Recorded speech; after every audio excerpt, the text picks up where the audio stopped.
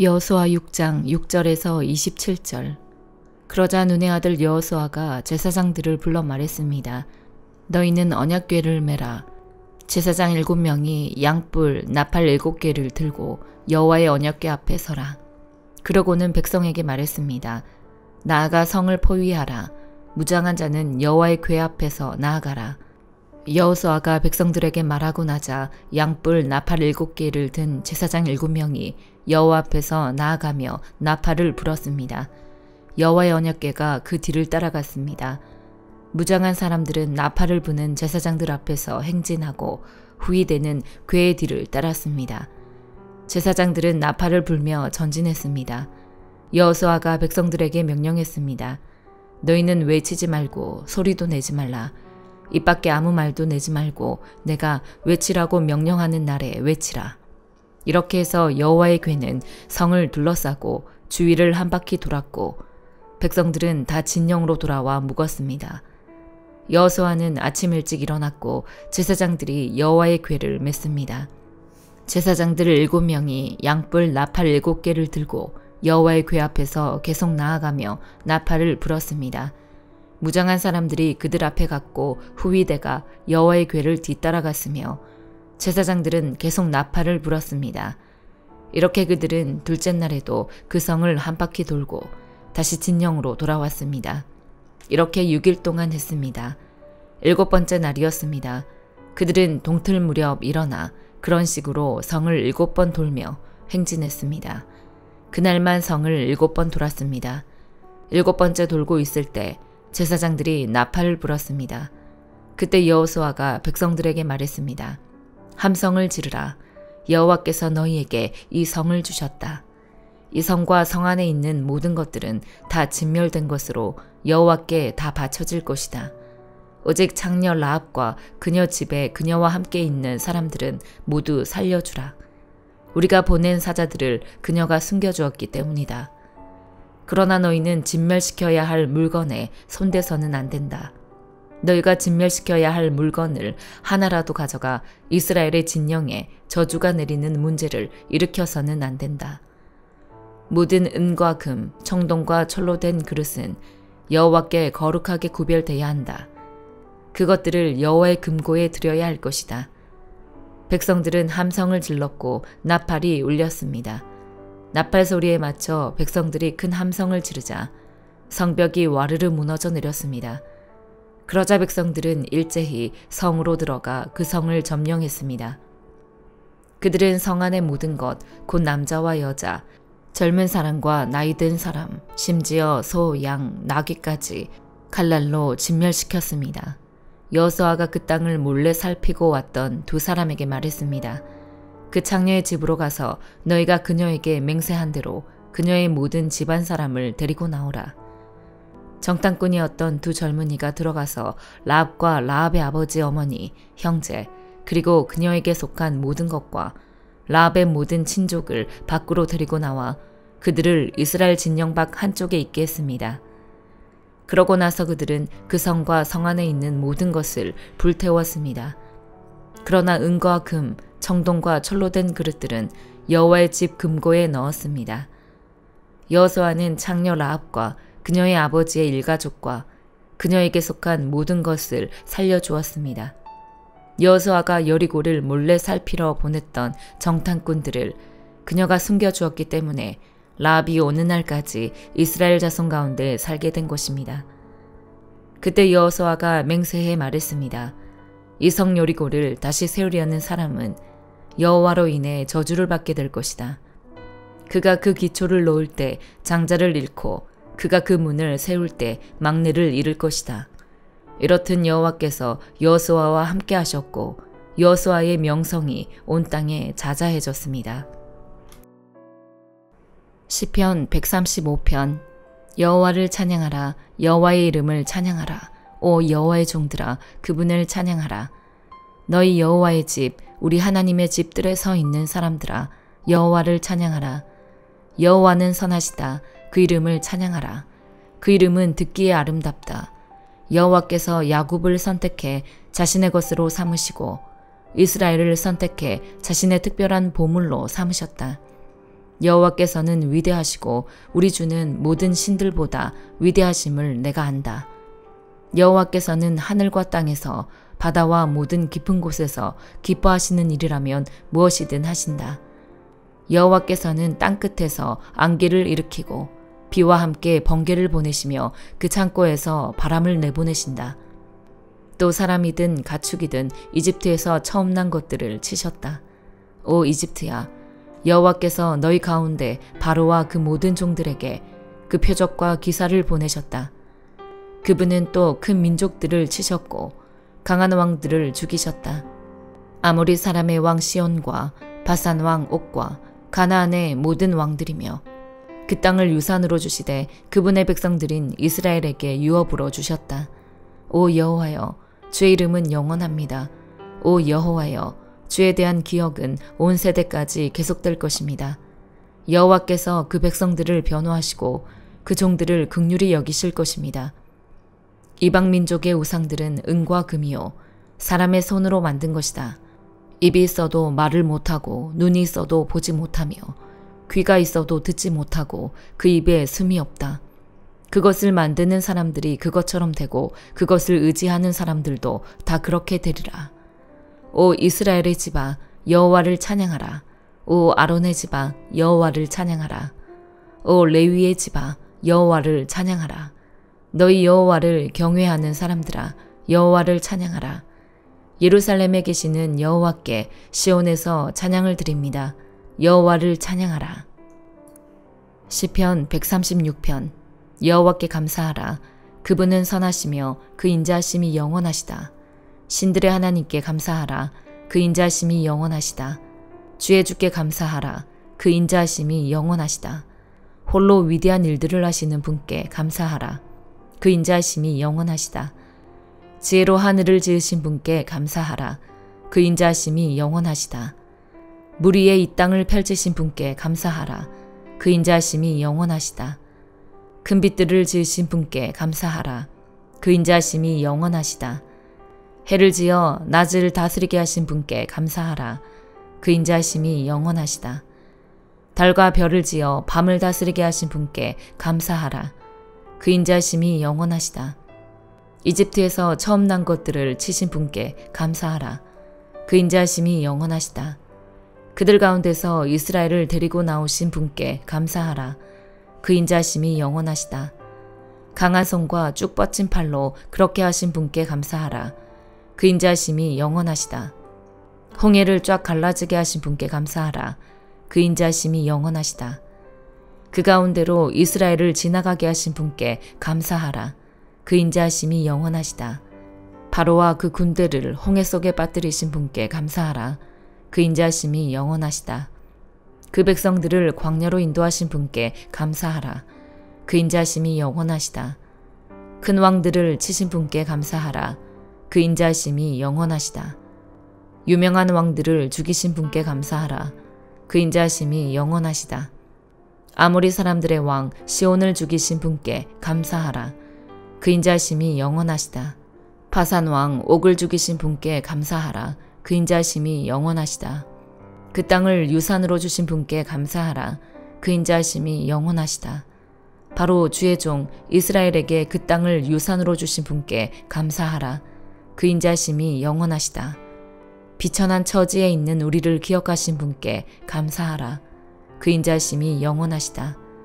우리 적들에게서 우리를 해방시키신 분께 감사하라. 그 인자하심이 영원하시다. 모든 육체에게 먹을 것을 주시는 분께 감사하라. 그 인자하심이 영원하시다. 하늘의 하나님께 감사하라. 그 인자하심이 영원하시다. 이사야 66장. 여호와께서 이렇게 말씀하셨다. 하늘은 내 보좌이고 땅은 내 발판이다.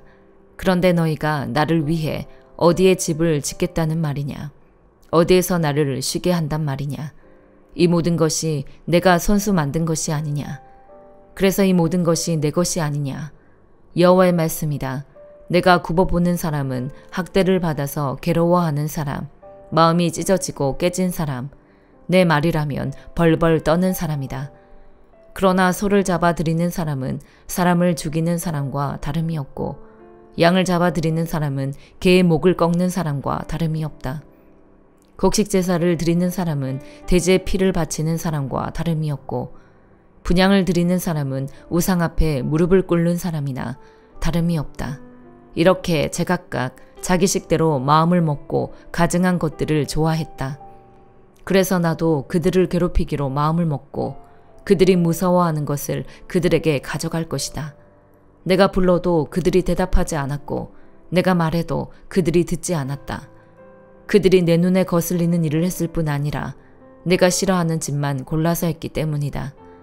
여호와의 말씀을 들으라. 너희는 그분의 말씀에 떨고 있구나. 너희를 미워하는 너희 형제는 내 이름을 부른다는 이유로 너희를 따돌리면서 어디 한번 여호와께서 영광을 드러내셔서 너희가 기뻐하는 모습을 좀 보자꾸나 하고 비꼬아 말하지만 그들이 도리어 부끄러움을 당할 것이다. 성읍에서 아우성 소리가 난다. 성전에서도 소리가 들린다. 이것은 여호와께서 그분의 원수들에게 그들이 받아 마땅한 대로 안갚음하시는 소리다. 시온은 진통이 시작되기도 전에 이미 낳았고 상고가 덮치기도 전에 아이를 낳았다. 누가 이런 일을 들은 적이 있느냐? 누가 이런 일을 본 적이 있느냐? 어떻게 땅이 하루 만에 생기고 한 민족이 순식간에 생겨나겠느냐? 그러나 시온은 진통이 시작되자마자 아이들을 낳고 있구나. 내가 아이를 갖게 하려고 하는데 어떻게 아이를 낳게 하지 않겠느냐? 여호와께서 말씀하신다. 내가 아이를 낳게 하려고 하는데 어떻게 나오지 못하게 태를 닫겠느냐? 네 하나님께서 말씀하셨다. 예루살렘을 사랑하는 사람들아, 그 성읍과 함께 기뻐하고 즐거워하라. 예루살렘을 두고 슬퍼하던 사람들아, 그 성읍과 함께 매우 기뻐하라. 너희는 젖을 빠는 것처럼 그 위로하는 품에서 만족할 것이고 젖을 깊이 빠는 것처럼 그 넉넉함에 기뻐할 것이다. 여호와께서 이렇게 말씀하셨다. 보라, 내가 예루살렘에 평화를 강물처럼 흐르게 하고 여러 나라의 재물을 범람하는 시내처럼 넘치게 하겠다. 너희는 그 성읍의 젖을 빨고 그 품에 안기며 그 무릎에서 응석을 부릴 것이다. 어머니가 자기 아이를 위로하듯이 내가 너희를 위로하겠다. 그러면 너희가 예루살렘에서 위로를 받을 것이다. 너희가 이것을 보고 마음이 흐뭇하겠고 너희의 뼈들이 무성한 풀처럼 잘 자라날 것이다. 주의 종들에게는 여호와의 손이 드러나겠지만 대적들에게는 여호와의 분노가 나타날 것이다. 보라, 여호와께서 불을 타고 오신다. 그분의 병거들은 마치 회오리 바람 같구나. 그분이 분을 내셔서 뽑으시는 콧김은 불꽃을 내뿜는 책망이 돼 보복한다. 그렇다. 여호와께서 불로 심판하시고 주의 칼로 모든 사람을 심판하실 것이니 여호와께 죽을 사람이 많을 것이다. 스스로 거룩히 구별하고 몸을 정결하게 한 뒤에 그 동산에 들어가서 돼지고기와 쥐고기와 다른 가증스러운 것을 먹는 사람들과 함께 따라다니는 사람들은 함께 끝장날 것이다. 여호와의 말씀이다. 나는 그들의 행동과 생각을 알기 때문에 때가 되면 언어가 다른 나라를 모두 모으겠다. 그러면 그들이 와서 내 영광을 볼 것이다. 내가 그들 가운데 징표를 두어서 내가 살아남은 사람들 가운데 몇몇을 다시스와 뿔과 활자비로 유명한 룩과 두발과 야왕과 내 명성을 들은 적도 없고 내 영광을 본 적도 없는 저 먼 섬들에게로 보내서 여러 나라에 내 영광을 알릴 것이다. 그러면 마치 이스라엘 백성이 깨끗한 그릇에 선물을 담아서 여호와의 성전에 드리는 것처럼 그들이 모든 나라들로부터 너희의 모든 형제들을 말과 병거와 마차와 노새와 낙타에 태워서 예루살렘에 있는 내 거룩한 산으로 데려올 것이다. 여호와께서 말씀하셨다. 내가 그들 가운데 몇몇을 뽑아서 제사장과 레위 사람으로 세우겠다. 여호와께서 말씀하셨다. 내가 만드는 새 하늘과 새 땅이 내 앞에 있는 것처럼 너희의 자손과 너희의 이름도 그렇게 이어질 것이다. 여호와의 말이다. 매달 초하루와 안식일마다 모든 사람이 내 앞에 와서 내게 절할 것이다. 여호와께서 말씀하셨다. 그들이 나가서 나를 거역하던 사람들의 시체를 볼 것이다. 그들을 갉아먹는 지렁이는 죽지 않을 것이고 그들을 태우는 불도 꺼지지 않을 것이니 모든 사람이 그것을 보고 역겨워할 것이다. 마태복음 14장. 그때의 분봉왕 헤롯이 예수의 소문을 듣고 신하들에게 말했습니다. 이 사람은 세례자 요한이다. 그가 죽은 사람들 가운데서 살아났으므로 이런 기적을 일으키는 능력이 그에게 나타나는 것이다. 전에 헤롯은 요한을 체포하고 결박해 감옥에 가둔 일이 있었습니다. 동생 빌립의 아내였던 헤로디아 때문이었습니다. 요한은 헤롯에게 그 여자를 데려간 것은 옳지 않다라고 여러 번 말했습니다. 헤롯은 요한을 죽이고 싶었지만 그를 예언자로 여기는 백성들이 두려웠습니다. 때마침 헤롯의 생일에 헤로디아의 딸이 사람들 앞에서 춤을 추어 헤롯을 즐겁게 해주었습니다. 헤롯은 그 소녀에게 맹세하면서 요청하는 것은 무엇이든 주겠다고 약속했습니다. 그 소녀는 자기 어머니가 시키는 대로 헤롯에게 말했습니다. 세례자 요한의 머리를 쟁반에 담아 주십시오. 헤롯 왕은 난감했지만 자기가 맹세한 것도 있고 선임들도 보고 있으므로 소녀의 요구대로 해주라고 명령했습니다. 헤롯은 사람을 보내어 감옥에서 요한의 목을 베게 했습니다. 그리고 요한의 머리를 쟁반에 담아 소녀에게 주자 소녀는 그것을 자기 어머니에게 가져갔습니다. 요한의 제자들이 와서 시체를 가져다가 묻고 나서 예수께 가서 이 사실을 알렸습니다. 이 소식을 들은 예수께서는 거기서 배를 타고 조용히 외딴 곳으로 가셨습니다. 사람들이 이 소문을 듣고 여러 마을에서 나와 걸어서 예수를 따라갔습니다. 예수께서 도착해서 보시니 많은 무리가 있었습니다. 예수께서는 그들을 불쌍히 여기시고 아픈 곳을 고쳐주셨습니다. 저녁 때가 되자 제자들이 예수께 다가와서 말했습니다. 이곳은 외딴 곳이고 날도 이미 저물었습니다. 사람들을 보내 마을로 가서 각자 음식을 사 먹게 하시지요. 예수께서 대답하셨습니다. 그들이 멀리 갈 필요 없다. 너희가 그들에게 먹을 것을 주라. 제자들이 대답했습니다. 우리가 가진 것이라고는 여기 빵 5개와 물고기 2마리뿐입니다. 예수께서 말씀하셨습니다. 그것을 내게 가져오라. 예수께서는 사람들에게 풀밭에 앉으라고 말씀하시고 빵 5개와 물고기 2마리를 들고 하늘을 우러러 감사 기도를 드리신 후 빵을 떼셨습니다. 그 후 예수께서는 그 빵 조각을 제자들에게 나눠주셨고 제자들은 사람들에게 나눠주었습니다. 모든 사람들은 배불리 먹었습니다. 제자들이 남은 빵 조각을 거두어 보니 12바구니에 가득 찼습니다. 먹은 사람은 여자와 아이들 이외에 남자만 5,000명쯤 됐습니다. 그 후 예수께서는 그 제자들을 배에 태워 먼저 건너가게 하시고 무리를 집으로 돌려보내셨습니다. 무리를 보낸 뒤 예수께서 혼자 기도하러 산에 올라가셨다가 날이 저물기까지 거기 혼자 계셨습니다. 제자들이 탄 배는 이미 육지에서 꽤 멀리 떨어져 있었는데 거친 바람으로 파도에 시달리고 있었습니다. 이른 새벽에 예수께서 물 위를 걸어 그들에게 다가가셨습니다. 제자들은 예수께서 물 위로 걸어오시는 것을 보고 깜짝 놀랐습니다. 그들이 두려워하며 유령이다 하고 외쳤습니다. 그러자 예수께서 곧 그들에게 말씀하셨습니다. 안심하라, 나다. 두려워하지 말라. 베드로가 대답했습니다. 주여, 정말로 주이시면 제게 물 위로 걸어오라고 하십시오. 그러자 예수께서 오너라 하고 말씀하셨습니다. 그러자 베드로는 배에서 내려 물 위로 걸어 예수께로 향했습니다. 그러나 베드로는 바람을 보자 겁이 났습니다. 그러자 바로 물속으로 가라앉기 시작했고 베드로가 소리쳤습니다. 주여, 살려주십시오. 예수께서 곧 손을 내밀어 그를 붙잡으시며 말씀하셨습니다. 믿음이 적은 사람아, 왜 의심했느냐?